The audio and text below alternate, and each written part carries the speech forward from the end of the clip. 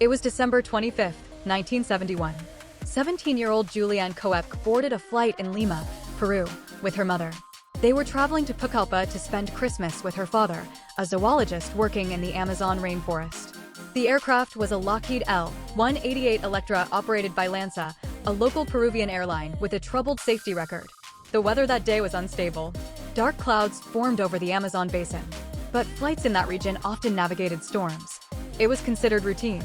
No one on board knew this Christmas journey would become one of aviation history's most extraordinary survival stories. As the plane cruised at approximately 10,000 feet, it entered a violent thunderstorm system. Passengers could see lightning flashing outside the windows. Turbulence intensified. Oxygen masks did not drop. There was no clear warning of catastrophe. Then it happened. A powerful lightning strike hit the aircraft. Witness accounts and later investigations suggest the lightning ignited fuel vapors in the wing tank. The explosion tore the plane apart midair. The fuselage disintegrated. Seats ripped free. Passengers were thrown into open sky. In seconds, the structured world of metal and order became falling debris. Juliane remained strapped to her seat. Still conscious. Still alive. But no longer inside a plane. She was falling. Approximately 10,000 feet above the Amazon rainforest. There was no parachute. No control. No preparation. Just gravity. Most falls from such height are unsurvivable due to terminal velocity, roughly 53 meters per second, 120 miles per hour, for a human body in freefall. Yet several factors may have altered her descent. She was attached to a 3-seat row. The seat may have functioned like a crude parachute. The dense jungle canopy may have absorbed impact energy. She later remembered spinning through clouds, seeing fragments of the aircraft around her. Then darkness. When she regained consciousness, it was silent. No engines. No screams. Only jungle.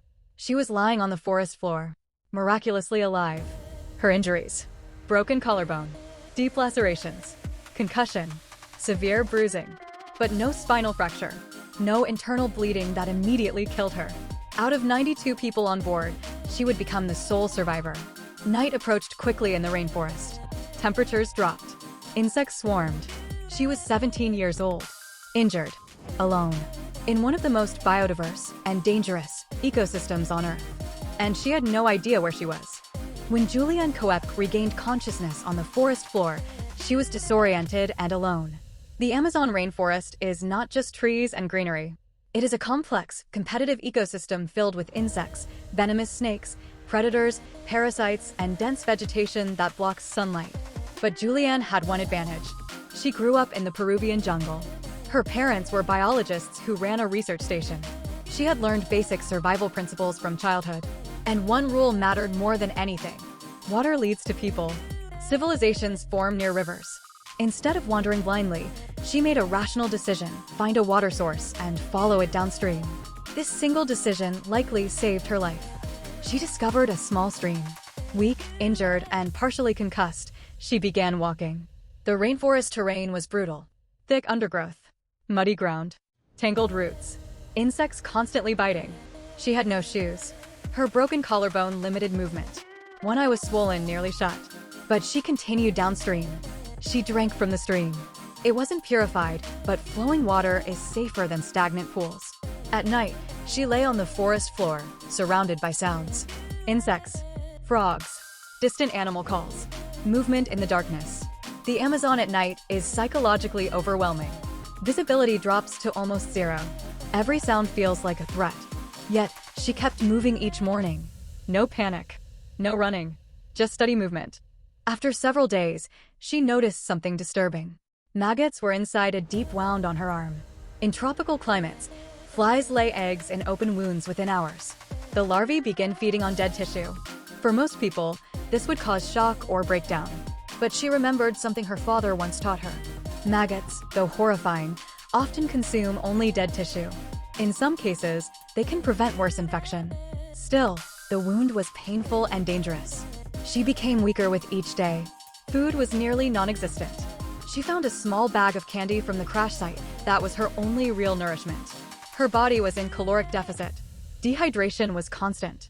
Statistically, survival odds in such conditions are extremely low.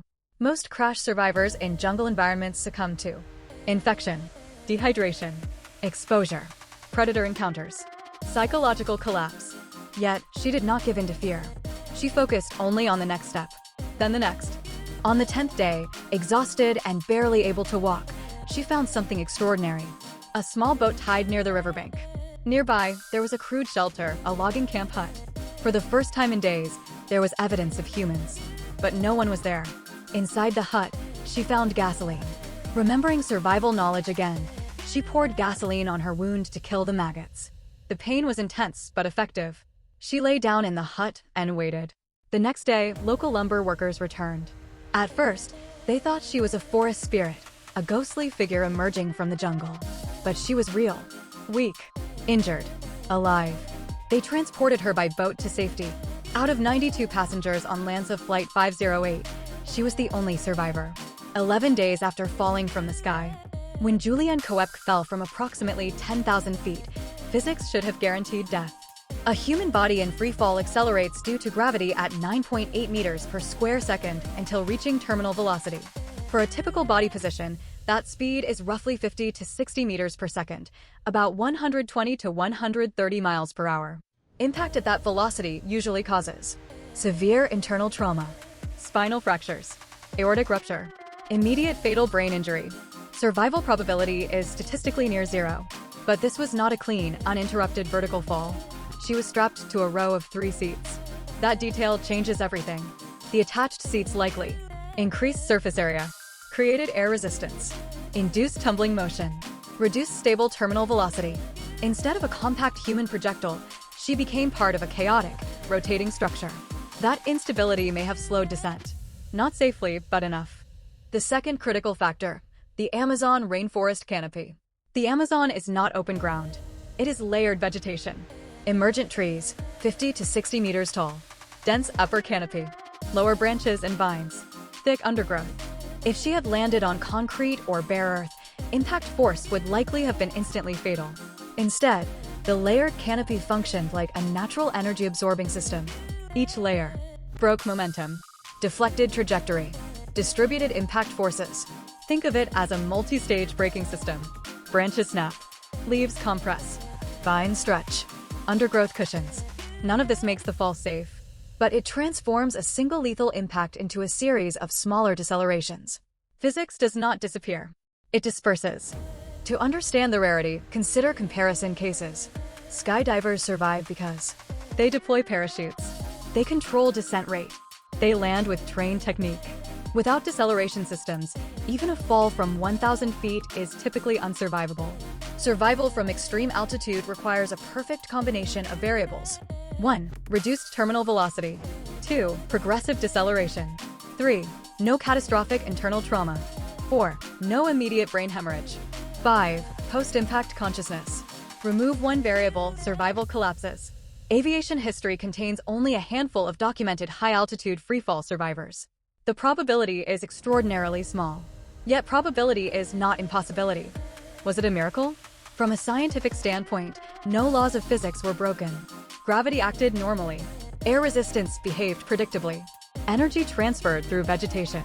Biomechanics allowed survival because critical organs avoided fatal damage. But the combination of all those factors occurring simultaneously? That borders on astronomical improbability. When events have extremely low probability, but non-zero possibility, humans often interpret them as miracles. Science calls it statistical outlier survival. Emotion calls it fate. Juliane herself later described it not as a miracle, but as a chain of circumstances. Random, but explainable. Still, survival was only the first battle. Because falling from the sky did not guarantee rescue. It only began the second challenge. Staying alive long enough to be found. When local lumber workers discovered Juliane Koepcke, she was severely weakened but conscious. They transported her by boat to a nearby village, and from there she was flown to a hospital. Doctors confirmed broken collarbone, multiple deep lacerations, severe dehydration, infected wounds, but remarkably, no spinal fracture, no catastrophic internal bleeding. Meanwhile, investigators were trying to determine what happened to Lanza Flight 508. Evidence suggested that the aircraft had flown directly into a powerful thunderstorm. A lightning strike likely ignited fuel vapors inside a wing tank. The explosion caused structural failure midair. The aircraft disintegrated. Out of 92 people on board, 91 died. She was the only survivor. The crash intensified scrutiny of airline safety standards in Peru. It also became one of the most studied aviation disasters involving lightning strikes. But for Juliane, statistics and investigations were secondary. She had lost her mother in the crash. Survival came with grief. Surviving a disaster does not end when rescue arrives. It begins a different struggle. Post-traumatic stress, survivor's guilt, recurring memories, these are common among disaster survivors. For a 17-year-old, the psychological burden is immense. Falling through the sky, waking alone in a jungle, discovering she was the only one alive. Yet, she did not build her identity around tragedy. She returned to education. She studied biology. She eventually earned a doctorate in zoology, following the same scientific path as her parents. Rather than allowing the crash to define her life, she integrated it into her story. Controlled, understood, not feared. Years later, she returned to the Amazon crash site with filmmaker Werner Herzog for the documentary, Wings of Hope. The return was not dramatic. It was quiet. She walked through the forest. She located wreckage. Fragments of metal still lay scattered across the jungle floor, reclaimed by vines and moss. Nature had already begun erasing the disaster. Time does that. The forest absorbs everything. That return symbolized something powerful. Facing the origin of trauma without fear. Closing a circle. Today, the story of Juliane Koepcke remains one of the most extraordinary survival accounts in aviation history. Not because it defies science, but because it reveals something about human resilience. Her survival was a convergence of physics, environment, knowledge, composure, and extraordinary probability. Most people will never face such an event. But her story reminds us of something universal. Humans are fragile, and yet, under certain conditions, astonishingly durable. On December 25, 1971, a plane broke apart in the sky. A teenager fell into the Amazon rainforest. 11 days later, she walked out alive. Not untouched, not unchanged, but alive. And sometimes, survival itself is the most powerful story ever told. Subscribe Info Beyond Borders now for more mind-blowing knowledge.